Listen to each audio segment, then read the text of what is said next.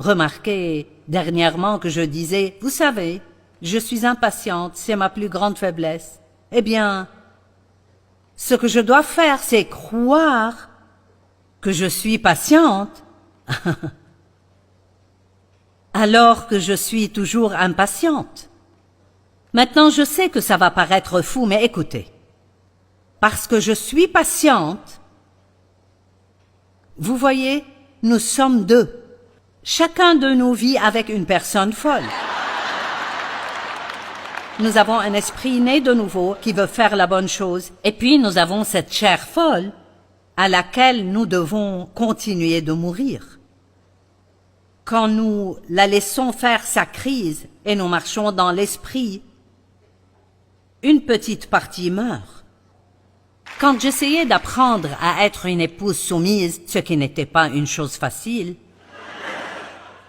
j'avais été maltraitée par des hommes toute ma vie et je m'étais dit, aucun homme ne me dira jamais quoi faire. Et donc j'ai ouvert la Bible et j'ai découvert qu'une femme doit s'adapter.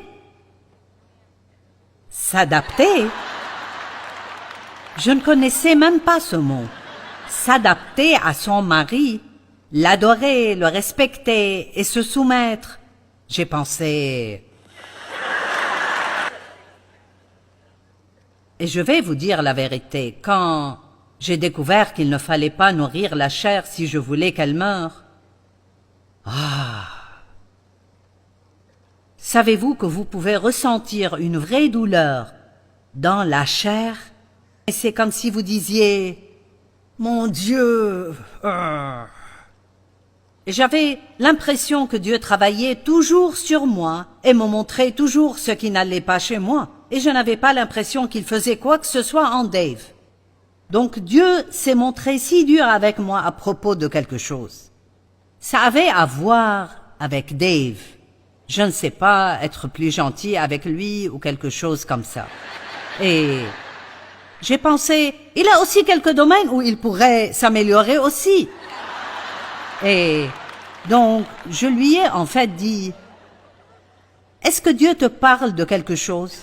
Et il m'a regardé et il a dit, non, je ne pense pas.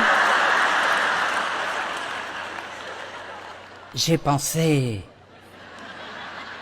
Et puis, nous disons des choses comme, mon Dieu, ça me tue. Et c'est exactement ce que ça fait. Ça tue votre chair. Et pendant que cela arrive, vous êtes censé nourrir votre esprit avec la parole de Dieu. Parce que ce que vous nourrissez le plus deviendra le plus fort.